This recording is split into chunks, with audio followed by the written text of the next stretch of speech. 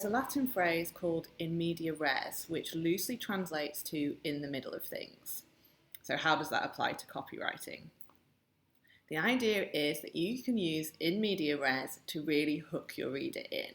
So, instead of setting the scene, instead of writing an introduction, instead of introducing the story slowly, you actually drop your reader right into the action. So start your piece of copy right in the middle of the action. So this works really, really well when you're trying to tell a story. So it can work on an Instagram post. It can work in your website to a certain degree as long as you're kind of making it really clear what you do straight away.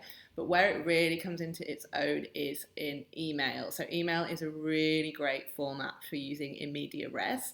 So if you have a kind of a story to tell via email, don't slowly introduce your reader into the story. Just start right in the middle of the action. They'll be hooked in and then they'll read the rest. And you can kind of weave the background into the rest of the email.